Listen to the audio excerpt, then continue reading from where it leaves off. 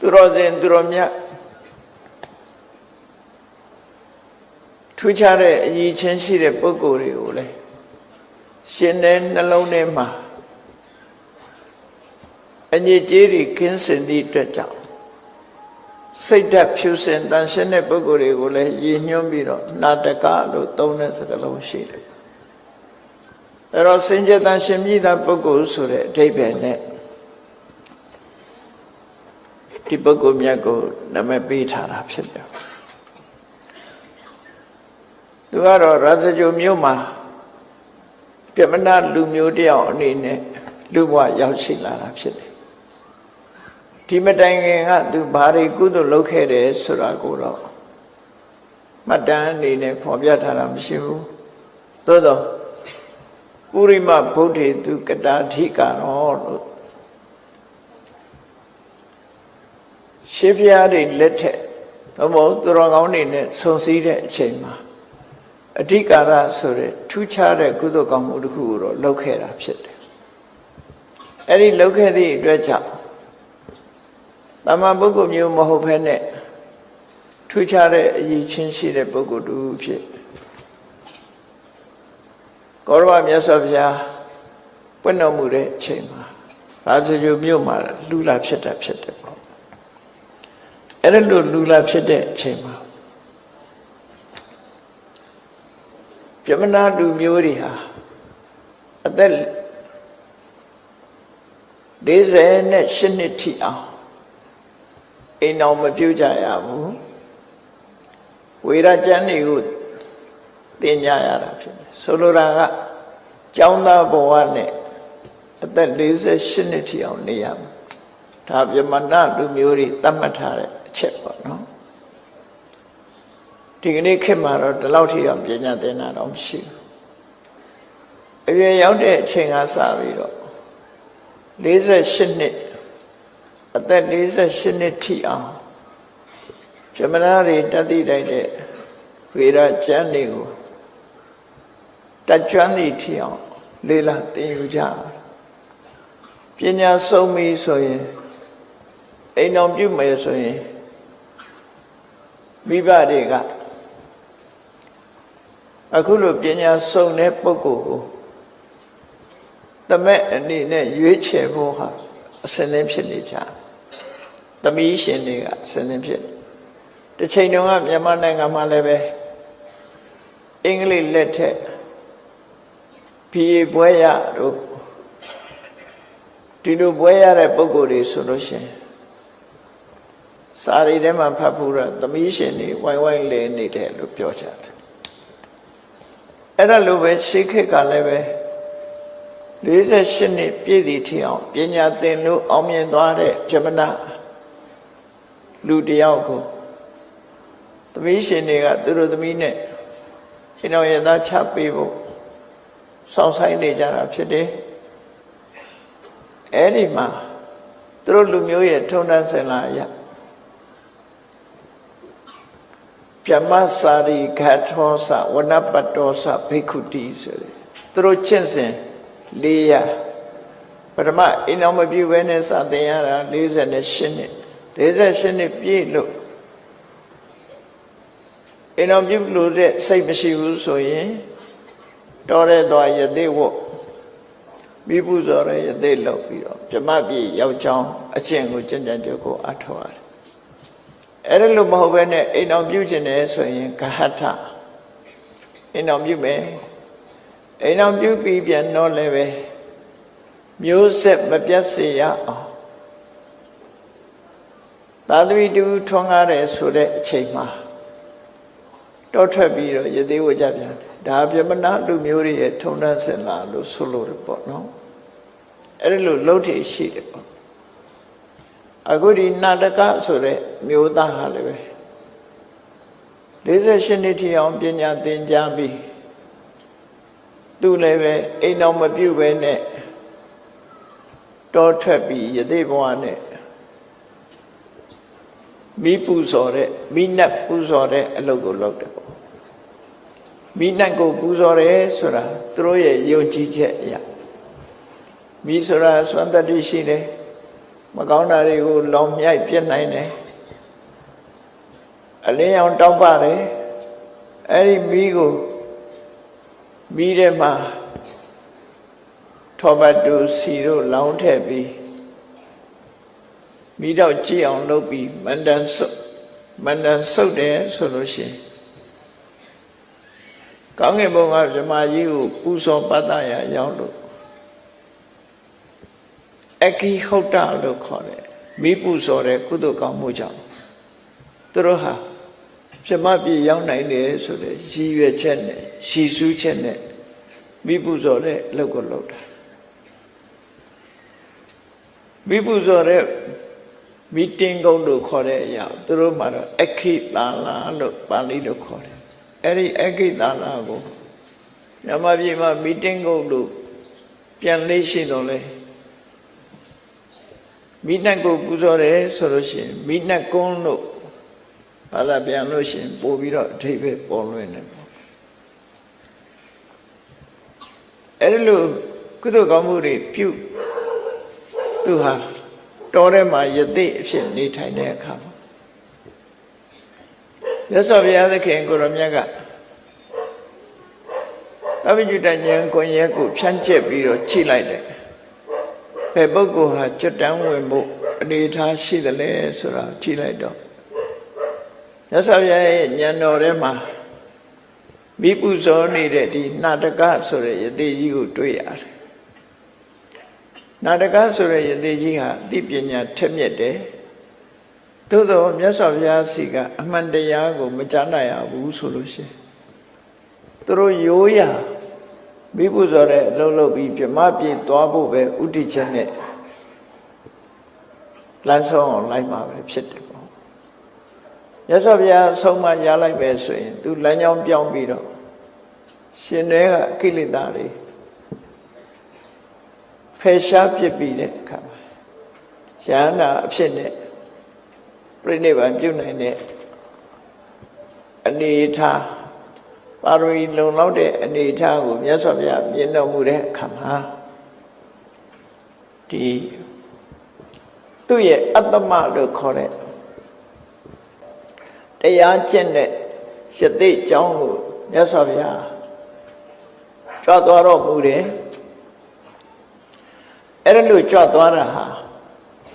တရက်မကဘူးနေ့စဉ်ဆက်တိုက်3ရက်လုံးလုံးကြွ3ရက်လုံးလုံးကြွတဲ့အခါမှာကြွတိုင်းအဲ့ဒီနာတကယသိကမြတ်စွာဘုရားကိုမေတ္တာစိတ်နဲ့သူ့မှာရှိတဲ့တတိဝလံအာဟာရသူကဘာကိုအဓိကစားတယ်လဲလို့ဆိုရင်ဆံချမ်းကိုစားတာပေါ့ကျိတ်ဆံလို့ခေါ်တယ်အဲ့ဒီစဘာချမ်းကိုစားလို့ရှိတော့သူရှိတဲ့သူစားတဲ့အစာကိုမြတ်စွာဘုရားကိုနေ့စဉ်ဆက်ကတ်တယ်3ရက်တိတိမြတ်စွာဘုရားကလည်းသူစားတဲ့အစာချမ်းကိုဖုံးပေးပြီး4ရက်မြောက်ကြွတဲ့အခါမှာရသေးကြီးကအာနာတယ်ပေါ့လေမြတ်စွာဘုရားဟာမင်းမျိုးမင်းတွေကလာခဲ့တဲ့ပုဂ္ဂိုလ်ဖြစ်တယ်ချမ်းသာကြွယ်ဝတဲ့မိသားစုကလာခဲ့တာဖြစ်တယ်စာပေကျမ်းကနေမှဆိုမဲ့ဆိုရင်မြတ်စွာဘုရားရဲ့မိသားစုမှာအိမ်ရှင်တွေမပြောနဲ့အိမ်မှာအလုံးလုံးတဲ့ပုဂ္ဂိုလ်တွေတောင်မှတလေးတံပေါက်ထမင်းမျိုးကိုကျွေးတာဖြစ်တယ်အခုလို့ဆံညာဆိုတာမင်းသားဘဝကစားခဲ့တဲ့အနေထားမရှိဘူးဟိမောတတောင်ချေမှာကြွယ်ဝချမ်းသာတဲ့မြို့ယူဟိမောတတောင်မှာတလေးစပါးတွေပေါရောက်တဲ့ဒေသမှာနေတဲ့ပုဂ္ဂိုလ်ဆိုတော့ဆိုလိုတာဆံကောင်းစားတဲ့ပုဂ္ဂိုလ်တွေပေါ့ဆံကောင်းစားတဲ့ပုဂ္ဂိုလ်ကျမ်းမေဆိုတဲ့ဆံကိုချက်ပြုတ်ပြီးတော့ကျွေးတဲ့အခါမှာရသေးကြီးက3ရက်တိုင်နဲ့မြတ်စွာဘုရားဖုံးမိတာကိုကြည့်ပြီးတော့စိတ်ထဲမှာအာဒုအာနာဖြစ်တယ်ပေါ့အာဒုအာနာဖြစ်တယ်သို့တော့4ရက်မြောက်နေ့မှာ မြတ်စွာဘုရားကအစာနဲ့ပတ်သက်ပြီးတော့ဘာပြောလဲလို့ဆိုရင်ရတာနဲ့ကျင့်တတ်တာကိုတန်တောတလို့ခေါ်တယ်တန်တောတဆိုတာကိုယ်မှရှိတာလေးနဲ့ကျင့်တတ်တယ်ဘာရတာလေးစားပြီးတော့တင့်တယ်ရောင်ရဲနိုင်တာသူတော်ကောင်းတို့ရဲ့အရည်ချင်းတစ်ခုပဲအဲ့ဒီသူတော်ကောင်းတွေရဲ့အရည်ချင်းဖြစ်လို့မြတ်စွာဘုရားလောက်ကောင်းတဲ့သူတော်ကောင်းဆိုတာလည်းမရှိဘူးအဲ့တော့သူတော်ကောင်းတွေရဲ့အရည်ချင်းကိုအပြည့်အဝကျင့်သုံးရရောက်သည့်အတွက်ကြောင့်မြတ်စွာဘုရားဟာဘာနဲ့ပဲဖြစ်ဖြစ်မြတ်တာနိုင်တယ်ရောင်ရဲနိုင်တယ်ဆိုတဲ့စိတ်နေသဘောထားကိုချင်းတရားရှိပြီးသားပုဂ္ဂိုလ်အဲ့ဒီတန်တောတဆိုတာရှိတာနဲ့ကျင့်တယ်လောကလူတွေကရှိတာနဲ့မကျင့်တတ်ဘူးရှိတာကတစ်ခုကြိုက်တာကတခြားဒီလိုဖြစ်နေတတ်တယ်အဲ့လိုဖြစ်နေတဲ့အခါမှာရှိတာနဲ့မကျင့်တတ်လို့မရှိတာရှာကြတဲ့အခါမှာပြဿနာတွေတက်ကြပြန်တယ်ပေါ့အေးသူတော်စင်သူတော်မြတ်တွေကတော့တန်တောတတောတဆိုတာနှစ်သက်တာကျင့်တတ်တာတန်ဆိုတာရှိတာဘာရှိကိုယ်မှရှိတာနဲ့ကျင့်တတ်သွားတယ်ကျင့်တတ်နိုင်တယ်မြတ်တတ်နိုင်တယ်ဆိုတဲ့ဂုဏ်နဲ့အဲ့ဒီဂုဏ်ရဲ့ကျေးဇူးတရားကိုမြတ်စွာဘုရားကစတင်သူ့ကိုဟောကြားတယ်အဲ့ဒီလိုသူတော်ကောင်းတရားသူတော်ကောင်းရဲ့ဂုဏ်ဤချင်းတွေကိုစတင်ဟောပြောလိုက်တဲ့အခါအာယုံပြုနားထောင်ရင်ကနေပြီးတော့သူဟာသောတပန်ဖြစ်သွားတယ်အသိပညာထက်မြက်တဲ့ပုဂ္ဂိုလ်တွေဆိုတရားဓမ္မနဲ့ပတ်သက်ပြီးတော့အမှန်မြင်သွားခြင်းနဲ့တန်တရားကင်းခြင်းပဲဖြစ်တယ်သောတပန်ဖြစ်တယ်ဆိုတာလွယ်မနေတဲ့အတွေးတွေလွယ်မနေတဲ့အမြင်တွေပျောက်ကင်းသွားပြီးတော့မင်္ဂနဲ့အမြင်ကိုရရှိသွားခြင်းနဲ့နိဗ္ဗာန်ရဲ့အကြောင်းလမ်းကောင်းပေါ်မှာတန်တရားကင်းစင်ခြင်းပဲဖြစ်တယ်ပေါ့အဲ့ဒါကိုပဲဒိဋ္ဌိဝိသိကိစ္စပယ်တယ်လို့ပြောတာအဲ့ဒါလို့သောတာပန်လို့ခေါ်တယ်မဂ္ဂင်လမ်းကြောင်းတွေကိုရောက်သွားတဲ့အနေအထားမျိုးရောက်တဲ့အခါမှာသူနေ့စဉ်လှုပ်ဆောင်နေတဲ့အလုပ်တွေကိုဆွန့်လွတ်လိုက်တယ်ဆွန့်လွတ်လိုက်ပြီးတော့မြတ်စွာဘုရားထံတပည့်ခံပြီးတော့ရဟန်းဝတ်တယ်ပေါ့ဓမ္မလမ်းကြောင်းအမှန်ဆိုတော့သိရှိသွားပြီမြတ်စွာဘုရားထံတပည့်ခံပြီးတော့ယဟန်ပြုတဲ့အခါ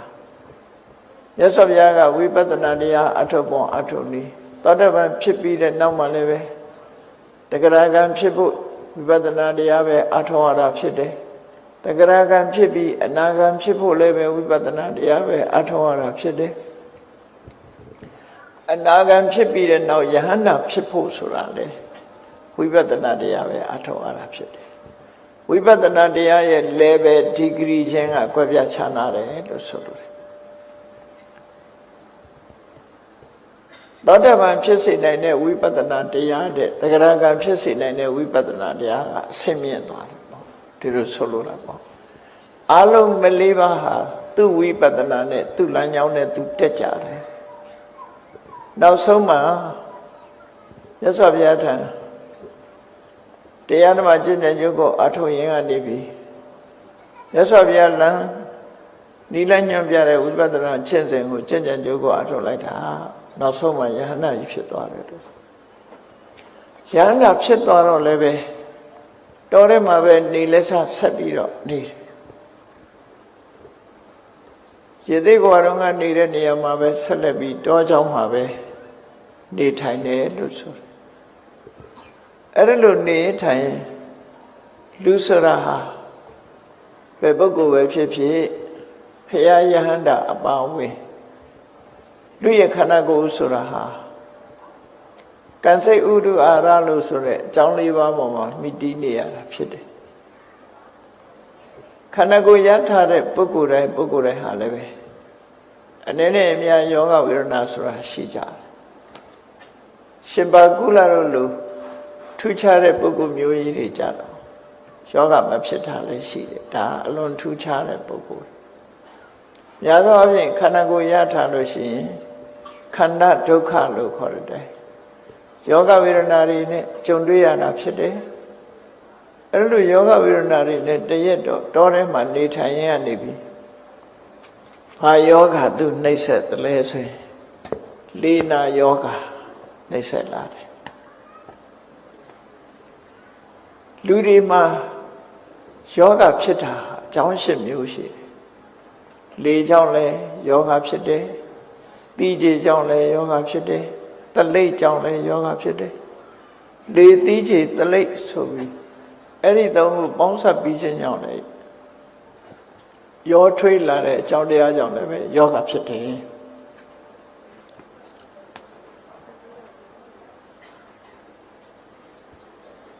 လေကြောင့်ဖြစ်တာ32မျိုးတီးကြေကြောင့်ဖြစ်တာ32မျိုးတလိပ်ကြောင့်ဖြစ်တာ32မျိုးအဲ့ဒါကို96ပါးသောယောဂဝေဒနာလို့ခေါ်တယ်ယောဂဝေဒနာဖြစ်ခြင်းကြောင့်ကလေတီးကြေတလိပ်တစ်မျိုးစီအပြင်အဲ့ဒီသုံးခုပေါင်းစပ်ပြီးတော့ယောဂဖြစ်စေတာကြတော့တဏှိပါဒလို့ခေါ်တယ်လေတီးကြေတလိပ်အလုံးပေါင်းစပ်ပြီးတော့ယောဂဖြစ်တယ်နောက်တစ်ခုကဥတုဝိပရိနာမဥတုဖောက်ပြန်လို့အပူအေးဥတုဖောက်ပြန်လို့လည်းယောဂဖြစ်တယ်ရှင်းတော့ကဥတုပြောင်းယောဂဖြစ်တယ်ဆိုတာဆောင်းတွေမိုး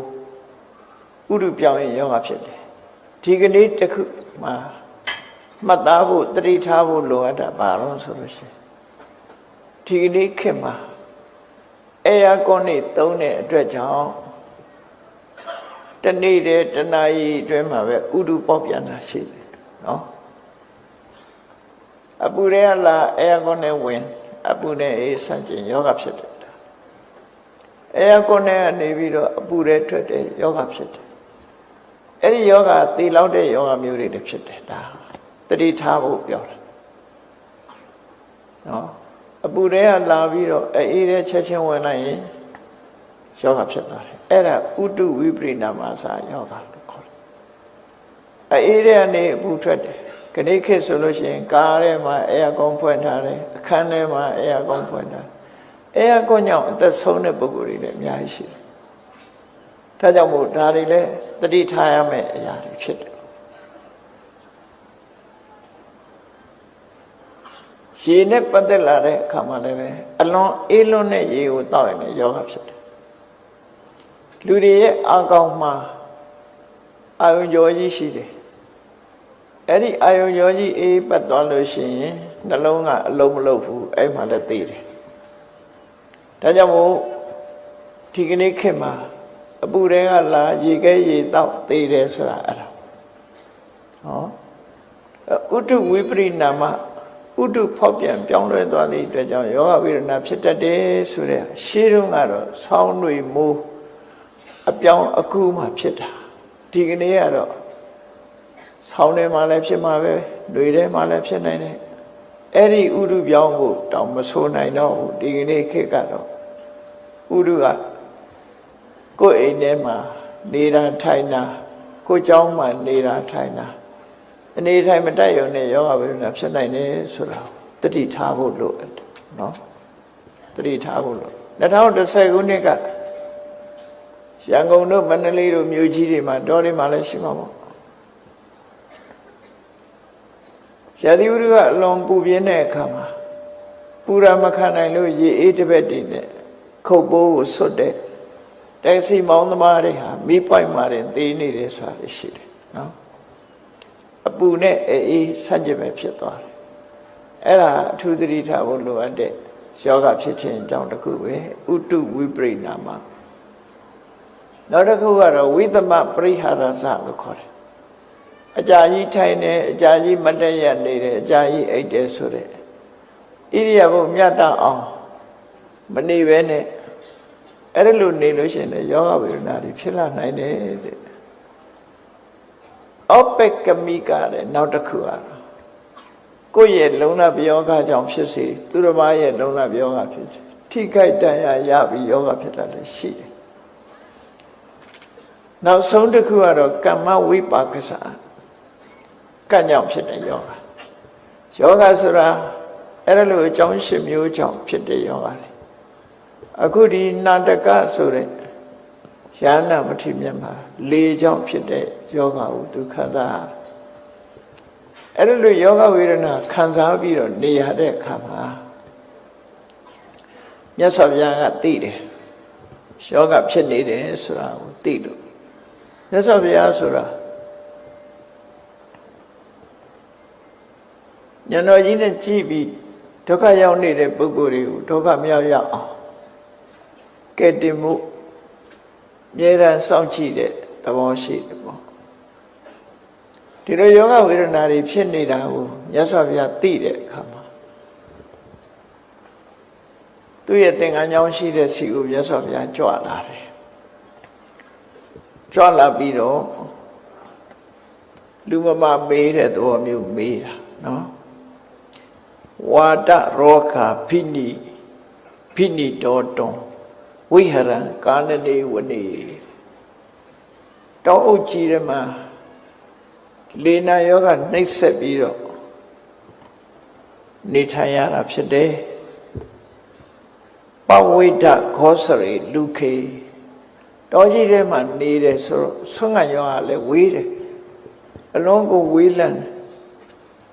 ကောင်းတာရဖို့ဆိုတာတောထဲမှာလည်းအစာအာဟာရနဲ့ပတ်သက်ပြီးလွန်ခက်တယ်စားရတဲ့အစာတွေကလည်းပဲလူခ6သွေ့နေတဲ့အစာတွေအစီရောစာနေပါတဲ့အစာဖြစ်တာကလေနာယောဂစားရတာကအစာချမ်းတွေအဲ့ဒါလို့ဆုံးကရွာနဲ့ဝေးလံတီခေါင်တောတောင်ရဲ့အခြေအနေတွေမှာကျန်တဲ့အစာတွေကိုစားနေရတဲ့အနေထားယုံမျိုးမှာတဲ့ယောဂဝေဒနာတွေခုလိုလေနာယောဂဖြစ်နေပြီဆိုရင်ကထံဘိက္ခုကရိတတိယဟန်မင်းဘယ်လိုလုပ်ပလဲမြတ်စွာဘုရားကအခုလိုတောထဲမှာလေနာယောဂဖြစ်ရင်မင်းဘယ်လိုလုပ်မလဲတယောက်တည်းပြုစုမဲ့လူလည်းမရှိဘူးယောဂဝေဒနာတွေဖြစ်နေတယ်ဘယ်လိုလုပ်မလဲလို့အကျဉ်းတရားနဲ့မြတ်စွာဘုရားကမေးမြန်းတာအဲ့ဒီမြတ်စွာဘုရားမေးတဲ့မေးခွန်းလေးကိုပဲသူကမကြာခဏပြန်ပြောပြတယ်ဘုရားကအဲ့လိုမေးတော့သူဘာပြန်ဖြေသလဲဆိုတာကိုလေနောက်ပိုင်းမှာပြန်ပြောပြတာပေါ့နော်အဲ့တော့အနေထိုင်အစားတော့ကအလွန်ချမ်းပေမဲ့လို့သူပြန်ဖြေတဲ့စကားလေးကိုကြည့်မယ်ဆိုပိတိဒုခေနဝိပုဒေနပရိတဝါနသမုဒ္ဒယံနေမကောင်းတယ်မသားလေနာယောဂဆွဲကပ်နေတဲ့သူခန္ဓာကိုယ်ကြီးကိုတဲ့စိတ်ထဲမှာဖြစ်ပေါ်လာတဲ့ပိတိဒုက္ခစွမ်းအားနဲ့ကြီးမားတဲ့ပိဋိဒုက္ခစွမ်းအားနဲ့ဆွဖြန်းထားမယ်ဆိုအနေထိုင်ကတော့မတမကျန်တယ်ဒုက္ခနာကိုကြီးကိုယောဂဝေဒနာတွေဘလို့ပဲဖြစ်နေနေစိတ်ကိုတော့ထိုယောဂဝေဒနာနောက်ကိုမလိုက်စေပဲနဲ့จินဝန္တာတဲ့ပိဋိဒုက္ခတွေနဲ့လွှမ်းမိုးပြီးတော့ထားလိုက်တယ်လူခံပြီးအဘိတံမွန်တော်ဝေရိတမိကနနေဘလောက်ပဲကျန်တဲ့အစာစားရအဲ့ဒါတွေကိုဂရုမစိုက်တော့ဘူးတပည့်တော်ဟာပိဋိဒုက္ခနဲ့ခန္ဓာကိုယ်ကြီးပေါ်မှာနှမျိုးရှိတယ်နော်ဆင်းရဲဒုက္ခကလည်းပဲနှမျိုးရှိတယ်ချမ်းသာဒုက္ခကလည်းနှမျိုးရှိတယ်လောကလူတွေဟာဆိုပါစို့ဝေဒနာကိုခွဲခြားပြောတဲ့အခါမှာဆင်းရဲဒုက္ခကိုဒုက္ခဒေါမနတလို့သူတို့ခွဲတယ်ဒုက္ခကြတော့ဒုက္ခဒေါမနတလို့ခွဲတယ်ဆိုလိုတာကကာယိကဒုက္ခသည်ဒုက္ခစေတသိကဒုက္ခသည်ဒေါမနတဒုက္ခဘာထူးလဲလို့ဆိုတဲ့အခါမှာကာယိကဒုက္ခဆိုတာခန္ဓာကိုယ်မှာဖြစ်ပေါ်လာတဲ့မခံနိုင်လောက်အောင်ကြိုက်ခဲနာကျင်တဲ့ ဆင်းရဲဒုက္ခမျိုးကကာယကဒုက္ခလို့ခေါ်တယ်အဲ့ဒီကာယကဒုက္ခဆိုတာဘယ်သူမှရှောင်လို့မရဘူးဖះလည်းရှောင်လို့မရဘူးယဟန္တာလည်းရှောင်လို့မရဘူးသမ္မာပုထုဇဉ်ပုဂ္ဂိုလ်တွေကြတော့ခန္ဓာကိုယ်ကနာကျင်ဒုက္ခရောက်လာပြီဆိုရင်ဘယ်ထိအောင်ကူးဆက်သွားတော့ဆိုစိတ်ထိအောင်ကူးဆက်သွားပြီစိတ်ပါဆင်းရဲသွားကြတယ်ကိုယ်ဆင်းရဲတော့စိတ်ဆင်းရဲသွားတယ်နော်ကိုယ်ဆင်းရဲလို့စိတ်ဆင်းရဲကိုယ်ဆင်းရဲတာကဒုက္ခစိတ်ဆင်းရဲတာကဒေါမနတနှစ်ခုစလုံးကူးဆက်သွားအဲ့တော့တမ္မာပုထုဇဉ်ပုဂ္ဂိုလ်တွေကကိုယ်ဆင်းရဲမှုကိုအကြောင်းပြုပြီးစိတ်ဆင်းရဲသည့်အတွက်ကြောင့်ကိုယ်ဆင်းရဲတာကများတန်တစ်ချက်ဆူးတာနဲ့တူတယ်အဲ့ဒီမှာထပ်ပြီးတော့စိတ်ဆင်းရဲသွားတာကများတန်နောက်တစ်ချက်ထပ်ဆူးတာနဲ့တူတယ်ဆူးနှချောင်းဒုက္ခနှစ်ခုပူးပြီးတော့နှိစ္စခံရတဲ့သဘောမျိုးရောက်သွားအေးယန္နာပုဂ္ဂိုလ်တွေကြတော့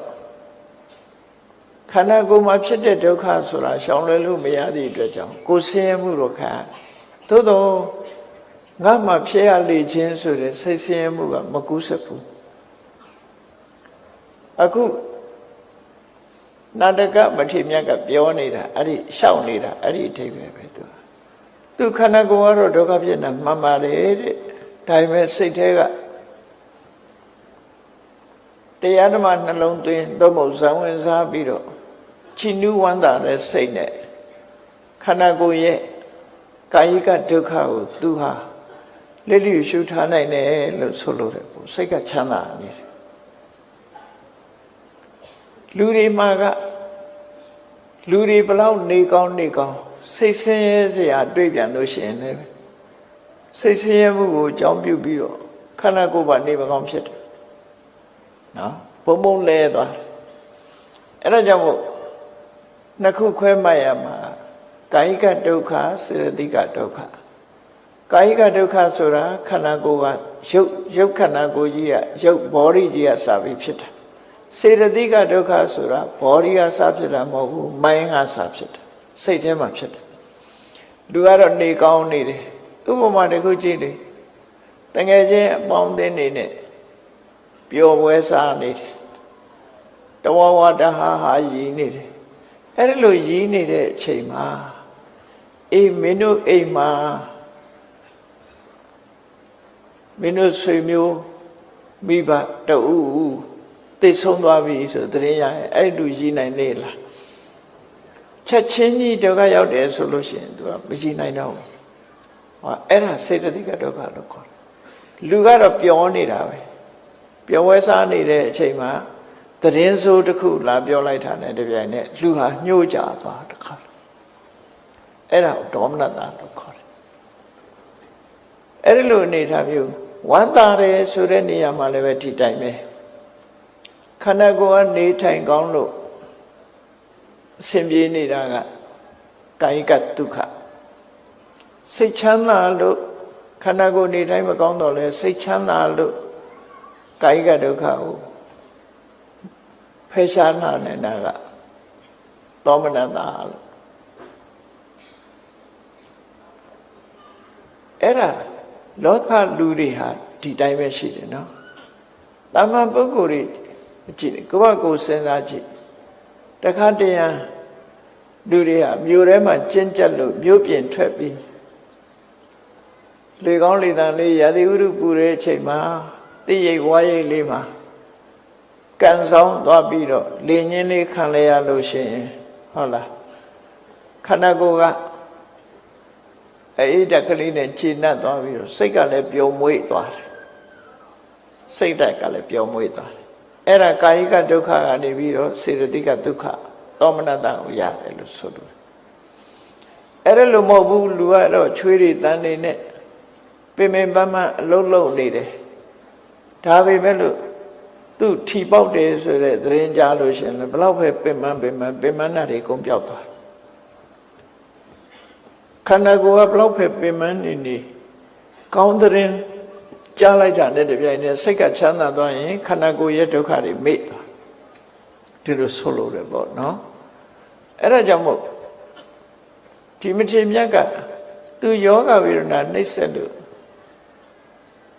ရှုခန္ဓာကိုယ်ကြီးကအဲ့ရထဲမှာလဲနေရသလောက်ဒုက္ခရောက်နေတာဖြစ်တော့လည်းပဲစိတ်အနေနဲ့ကတော့ပိတိဒုက္ခေနဝိပုလေနာအလုံးကိုအကောင်းတဲ့ပိတိဒုက္ခနဲ့ပရိတဝါနသမုဒ္ဒယဒုက္ခနာကိုယ်ကြီးကိုလွှမ်းခြုံထားလိုက်တယ်จิตနဲ့အာရနေတဲ့ပိတိဒုက္ခနဲ့လွှမ်းခြုံထားလိုက်သည့်အတွက်ကြောင့်လူခံပိအဘိတံမောတော်ဘလို့နေရအနေထိုင်ဘလို့ပဲရှိဝိရိတမိကာလနေအစာအစာတွေဘလို့ကျမ်းနာစားတော်ထဲမှာသူပြောပါတယ်လို့မြတ်စွာဘုရားကိုလျှောက်တာဖြစ်တယ်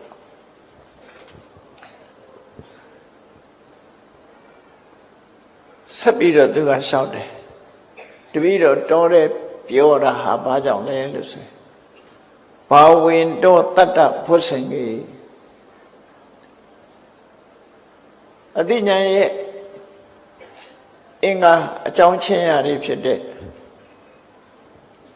ဘုဆင်ဆိုတဲ့တရား9မျိုးကိုသူ့ရင်ထဲမှာတိုးတက်နေအောင်လုပ်ထားပါတယ်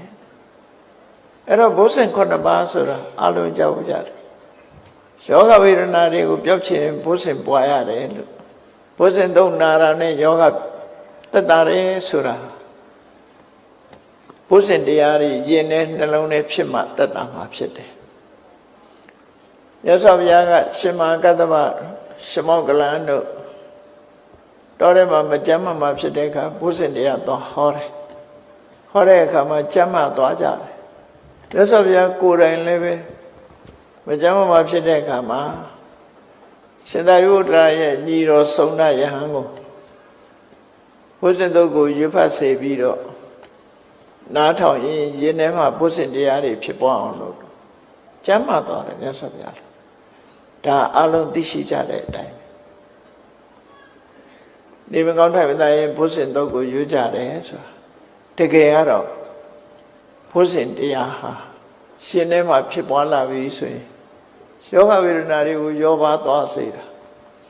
ဘယ်လိုလုပ်ပြီးဘုဇင်တရားကယောဂကိုယောပါစေတယ်လဲလို့အဘိဓမ္မာသဘောအရတည်ချာနားလည်ဖို့လိုအပ်တယ်ပေါ့ဘုဇင်9ပါးလို့ဆိုတဲ့နေရာမှာအရေးကြီးဆုံးကိုထိတ်ကစားလိုက်တတိတံဘုဇင်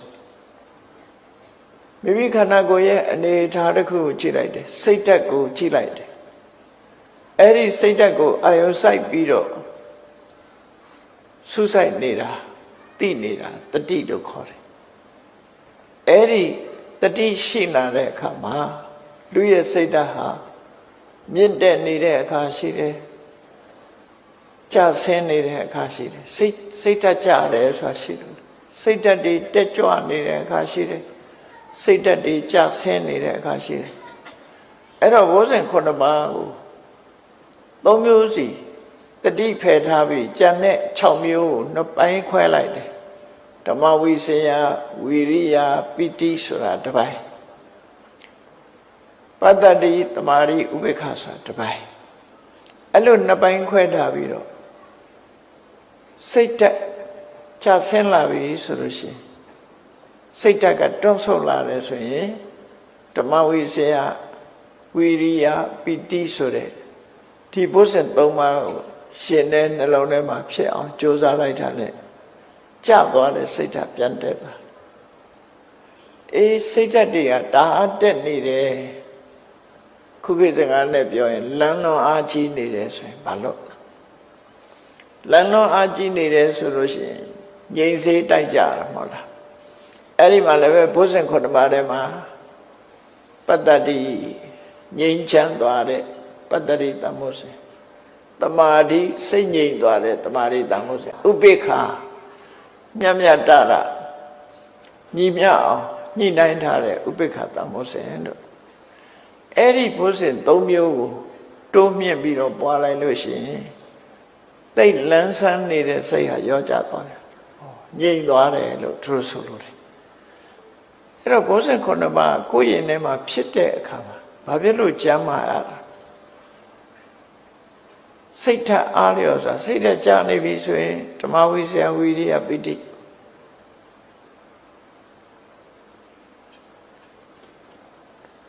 စိတ်ဓာတ်တွေတအားတက်နေတယ်ဆိုလို့ရှိရင်ပတ္တတိသမာဓိဥပေက္ခအဲ့ဒီ၃မျိုးနဲ့ပွားလိုက်တဲ့အခါမှာ၃မျိုးစီအလှည့်ကျပွားလိုက်တဲ့အခါမှာလူရဲ့စိတ်အနေထားတည်ငြိမ်တိမှတ်သွားတာဖြစ်တယ်အဲ့ဒါလိုတည်ငြိမ်တိမှတ်သွားတဲ့စိတ်ကရုပ်ကိုဖြစ်စေတယ်ဆိုတော့ဓမ္မဝိဇ္ဇာဆိုတာပညာဝိရိယဆိုတာကြိုးပမ်းအထောက်မှုလုံးလပိဋိဆိုတာစိတ်ထဲမှာကျင့်တဲ့အာရမှုအဲ့ဒီတရားတွေယဉ်နေဖြစ်လာပြီဆိုရင်မကျေနပ်တာတို့စိတ်ပြတ်တာတို့စိတ်ထက်ပြော့တာတို့မစင်စားနိုင်တာခေါင်းကုတ်တာပျောက်သွားဟောပျောက်သွားတယ်စိတ်ဆိုတာသူဖြစ်လာလို့ရှိရင်ရုပ်ကိုဖြစ်စေတယ်စေတစာရုပ်ဆိုတာရုပ်ကိုဖြစ်စေတယ်ဒါကြောင့်မို့စိတ်တစေတသိကာဓမ္မာစိတ်တသမုဋ္ဌာဏနာရူပနာသာဟဇာတပစ္စေနာပစ္စယောပဋ္ဌာန်းနဲ့ဟောပဋ္ဌာန်းကရွတ်တာနေတာအတိပ္ပယ်မသိလို့ရှိရင်တော့အဲ့ဒါရာရွတ်ပဲဖြစ်မှာပဲနော်အဲ့တော့လူတွေဟာဘုဇင်ခုနှစ်ပါးကြားနာလို့ကျမ်းမာသွားတယ်ဆိုတာဟာရှင်ထဲမှာဘုဇင်တရားတွေဖြစ်လိုက်တယ်ဖြစ်လိုက်တဲ့ဘုဇင်တရားကကျမ်းမာတဲ့ဆဲလေးတွေကိုထုတ်ပေးတယ်ရုပ်တရားတွေကိုထုတ်လိုက်တယ်ထုတ်လိုက်တဲ့အခါမကျမ်းမာတဲ့လူခန္ဓာကိုယ်မှာရှိတဲ့သွေးသားတွေပေါ့ဆိုပါစို့ခုခေတ်ဝါရနဲ့ပြောရင်လူခန္ဓာကိုယ်ဆဲတွေနဲ့ဖွဲ့စည်းထားတာပေါ့နော်အဲ့ဒီလူခန္ဓာကိုယ်မှာရှိတဲ့ရုပ်မုံရုံမွားတွေအားလုံးကလန်းဆန်းသွားတယ်မကျမ်းမာတဲ့ရုပ်တွေကျမ်းမာသွားတယ်ဟောဒီလိုဆိုလို့အဲ့ဒါကြောင့်ဘုဇင်ကိုယ်တော်ကြားနာတဲ့အခါမှာယောဂပြောက်တယ်ဆိုအဲ့ဒါကိုပြောတာကြားဘူးကြတယ်မို့လားဘုဇင်ခုနှစ်ပါးတွေမကဘူး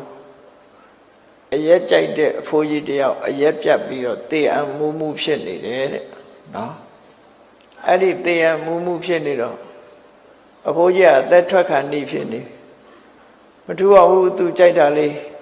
တောက်တော့ပါစေဆိုပါဇက်တဲ့အရက်လေးထည့်ပြီးတဲ့ကထားထိုင်တယ်လို့ကြားတယ်နော်အဲ့ရတဲ့မထနိုင်အောင်လဲနေတဲ့အရက်ကြိုက်တဲ့အဖိုးကြီးကပါဇက်တဲ့အရက်ကလေးရိုက်တော့ထားထိုင်တယ်ဟောအဲ့ဒါမျိုးပေါ့နော်တခုထောက်ကုဖြစ်သွားထောက်ကုဖြစ်သွားအဲ့ဒါကြောင့်မို့သူဟာဘလောက်ပဲလေနာယောဂထားပြီးမကြမ်းမမာဖြစ်နေစေကမဟုတ်တဲ့ဘာဝင်တော့တတ္တဘုဇင်ကြီးဘုဇင်ခုနှစ်ပါးစွမ်းအားရှိတဲ့တရားတွေကိုသူကျင်တဲ့နှလုံးထဲမှာတွတ်တက်လာအောင်လုပ်ပါတယ်တဲ့ဣန္ဒရိယာနိပလာနိစ္စရှင်တွေကစိတ်စွမ်းအားလို့ပြောရတဲ့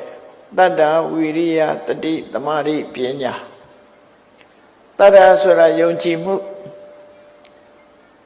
ဝိရိယဆိုတာမကောင်းတဲ့အရာတွေကိုရှင်းလင်းထုတ်စိတ်ညစ်စိတ်ပုတ်တွေကိုရှင်းထုတ်မှုယဟန္တာကျတော့စိတ်ညစ်စိတ်ယုတ်မရှိသည့်အတွက်ကြောင့်တဘာဝဝင်စားဖို့ရာကြိုးစားတယ်ဝိရိယတတိတရားဓမ္မကိုမြဲမပြတ်တတိရှိတယ်တမာတိစိတ်တည်ငြိမ်တယ်ပညာအမှန်ကန်ကိုဆုံးဖြတ်သိနိုင်စွာရှိတယ်ဆိုတဲ့ဒီစွမ်းအား9ရပ်ဣန္ဒြေ5ပါးဘူ5ပါးနဲ့လေ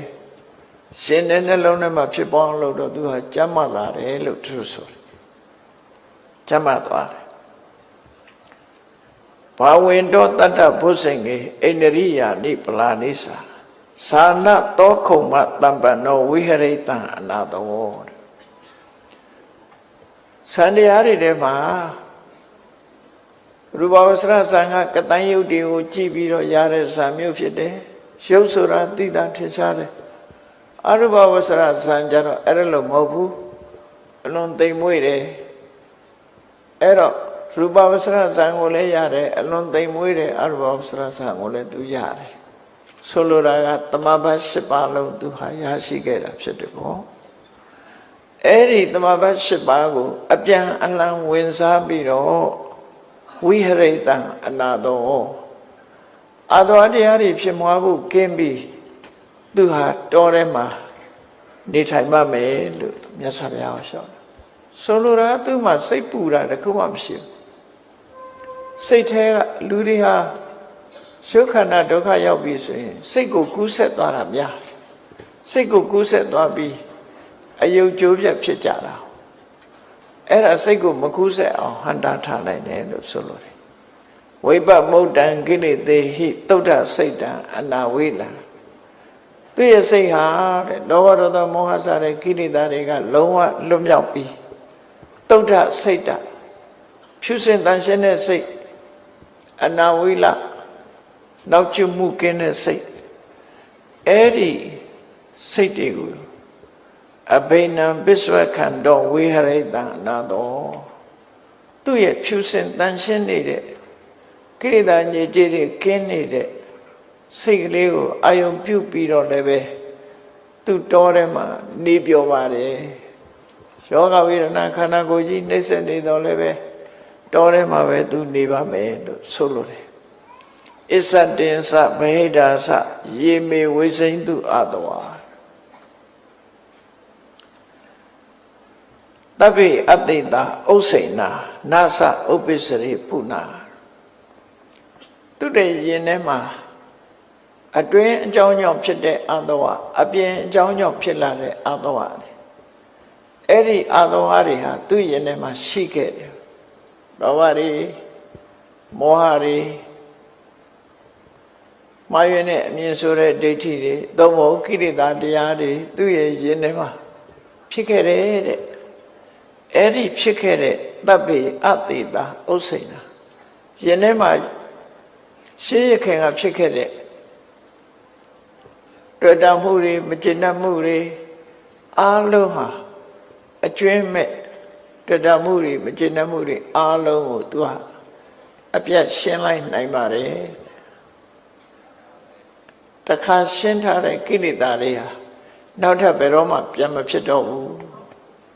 လောဘကိုပယ်ပြီးတဲ့အခါနောက်ထပ်လောဘဆိုတာမလာတော့ဘူးဒေါသဆိုတဲ့အမုန်းတရားကိုတခါရှင်းပြီးနောက်ထပ်ဒေါသဆိုတဲ့အမုန်းတရားသူ့ရင်ထဲမှာမလာတော့ဘူးယဟန္တာဖြစ်သွားပြီဆိုလို့ရှိရင်ရင်ထဲကတွေ့တာမုန်းနေရင်ထဲကအမုန်းနေကိလေသာတွေအားလုံးဟာအပြတ်ဖြတ်ထားပြီးသားဖြစ်တယ်လို့သူဆိုတယ်နောက်ထပ်လည်းပြန်ပြီးတော့ဖြစ်မှာမဟုတ်တော့မြတ်စွာဘုရားကိုသူယဟန္တာဖြစ်တဲ့အကြောင်းလျှောက်ထားနေတဲ့သဘောသူဝိပဿနာကျင့်စဉ်နဲ့သူ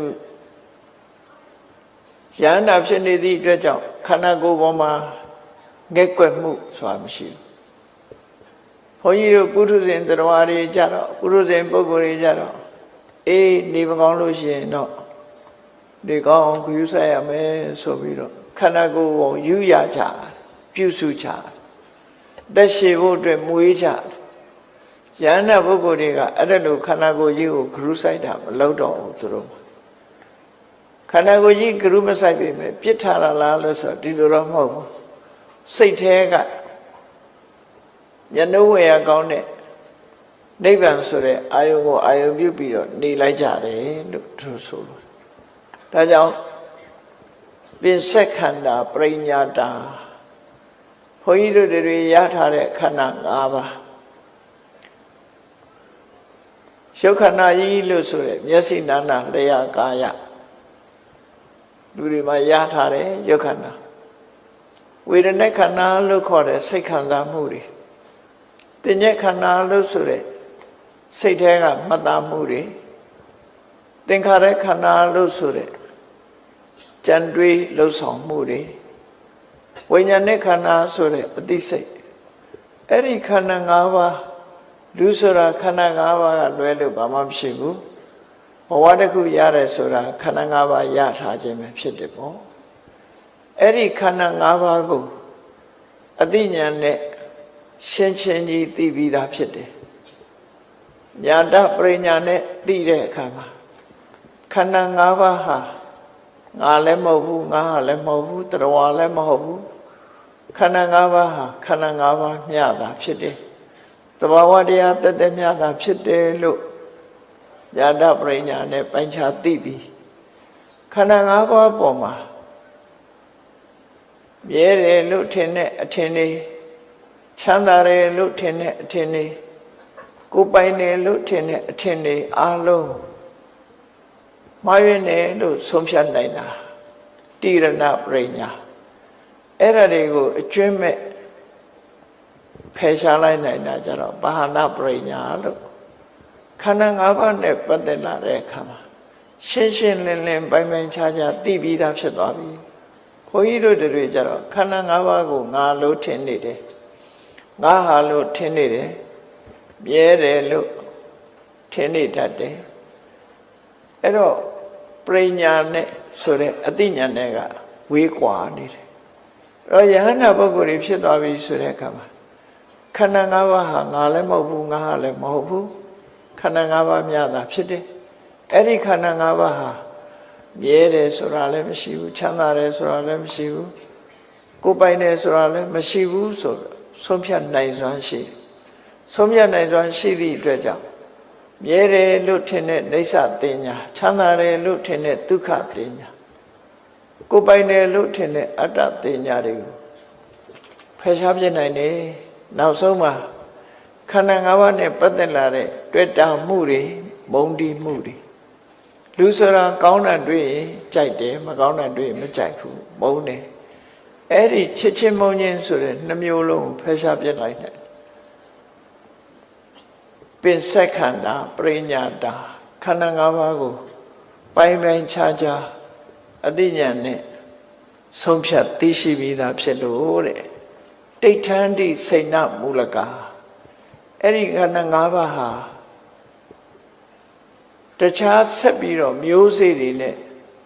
ပွားဖို့မရှိတော့ဘူးဆိုပါစို့ဥပမာတစ်ခုကြည့်ရတပည့်ကြီးတပည့်အမြင့်ရှင်တန်းနေမယ်ဆိုလို့ရှိရင်ပွင့်ငိမ့်တိုင်းပွင့်လာတယ်ရာသီဥတုလျောက်ပွင့်တယ်ပွင့်ပြီးရင်အသီးသီးတယ်အသီးသီးပြီးရင်အသီးထဲမှာပါတဲ့မျိုးစိတ်လေးတွေကအပင်ပေါက်ပေါက်ဖြစ်လာတယ်အဲ့တော့ယဟန္တာဖြစ်သွားလို့ခန္ဓာ၅ပါးကို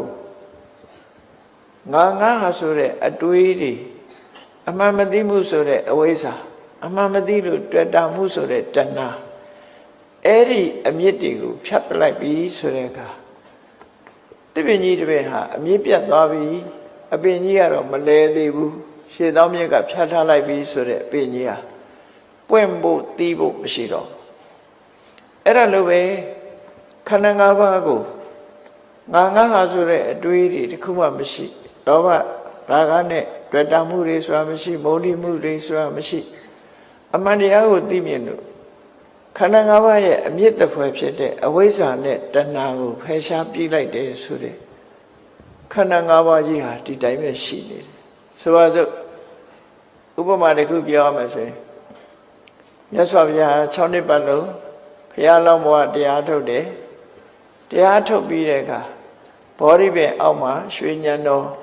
သဗ္ဗညုတဉာဏ်တော်ကြီးကိုရတယ်အဲ့ဒီအချိန်မှာမြတ်စွာဘုရားရဲ့ယင်နဲ့နှလုံးထဲမှာရှိလာခဲ့တဲ့ကိလေသာတွေအလုံးကုန်သွားတယ်ကုန်သွားတာကိုကိလေသာပြိဋိနိဗ္ဗာန်လို့ခေါ်တယ်မြတ်စွာဘုရားရဲ့တဏ္ဍာမှာလောဘမရှိတော့ဘူးဒေါသမရှိတော့အလုံးယင်နဲ့ကုန်သွားပြီ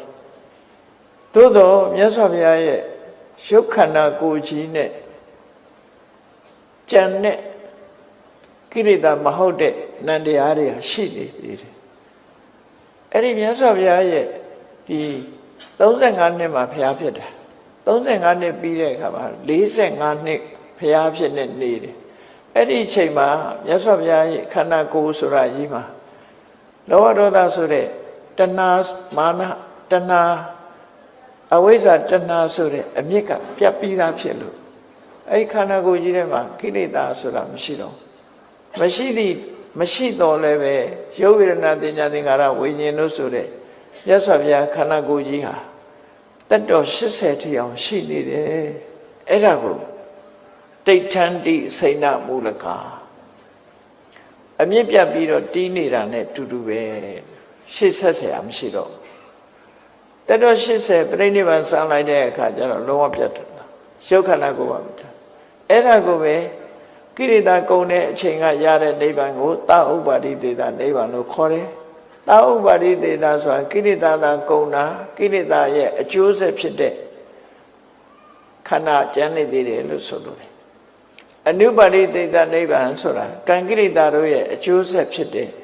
ခန္ဓာပါမကြံတော့ဘူးဘာမှလက်ကျန်မရှိတော့ဘူးလို့သူတို့ဆိုလို့တော့နိဗ္ဗာန်နှမျိုးရည်ညွှန်းတာနော်အဲ့ဒါလို့ဒုက္ခခယောအနုပ္ပတောနတ္ထိဌာနိပုဏ္ဏဘောဒီဒုက္ခခယဆင်းရဲဒုက္ခတွေကိုအဆုံးသတ်စေတာရတ္တမေရတ္တဖို့ပဲဖြစ်တယ်ရတ္တမေဉာဏ်ရလိုက်တာနဲ့ဒုက္ခကိုဖြစ်စေတတ်တဲ့တဏှာအဝိဇ္ဇာအဆုံးသတ်သွားတယ်အဲ့ဒီအဆုံးသတ်သွားသည့်အတွက်ကြောင့်ဒုက္ခလည်းဆုံးသတ်သွားတယ်ဒါကြောင့်ဒုက္ခကိုအဆုံးသတ်ချေမုန်းပြနိုင်တဲ့ရတ္တမေရတ္တဖို့ဆိုတာကိုသူရရှိပြီးနတ္ထိဌာနိပုဏ္ဏဘောယခုအနေထားမှာသူ့မှာနောက်ဘဝဆိုတာမရှိတော့ဘူးလို့မြတ်စွာဘုရားကိုဒီစကလုံးတွေနဲ့ပြန်လဲလျှောက်ထားတာဖြစ်တယ်ပေါ့အဲ့တော့သူပြန်လျှောက်ထားခြင်းအပြင်ပစ္စခန္ဓာပရိညာတာဒိဋ္ဌန္တိစိဏမူလကဒုက္ခခယောအနုပ္ပတောနတ္ထိဌာနိပုဏ္ဏဘောဆိုပြီးယန္နာဖြစ်တဲ့အကြောင်းကိုမြတ်စွာဘုရားသူ့မှာကာယိကဒုက္ခရှိနေတော့လည်းပဲစေတသိကဒုက္ခမရှိတော့ပါဘူးလို့မြတ်စွာဘုရားကိုဝန်ခံပြီးလျှောက်ကြားလိုက်တဲ့စကားပဲဖြစ်တယ်ပေါ့အဲ့ဒီစကားကိုပဲသူ့ဘဝတသက်တာလုံးမှာအမတ်တရားစကားအဖြစ်အခြားယဟန်တွေကိုလည်းပဲမြတ်စွာဘုရားကဒီလိုမေးလို့ဒီလိုဖြေခဲ့တယ်ဆိုတာအမတ်တရားစကားအနေနဲ့နာတကပတိမြတ်ဟာပြောဆိုခဲ့တာဖြစ်တယ်ပေါ့အဲ့ဒီလိုယင်ထဲကအမတ်တရားစကားတွေကိုမြတ်စွာဘုရားလျှောက်ချတယ်လို့သူ့ရဲ့ရရှိထားတဲ့တရားဓမ္မရဲ့အသည့်တွေကိုမတ်တရားစကားဆိုခဲ့တာဖြစ်တယ်ဘုန်းကြီးတို့တွေဟာလေအခုနာတကပတိမြတ်ပြောတယ်လို့ရုပ်ခန္ဓာကိုယ်မှာဘလောက်ပဲဒုက္ခတွေကြုံစိတ်ဓာတ်ကအဲ့ဒီဒုက္ခနောက်မှာလိုက်ပြီးတော့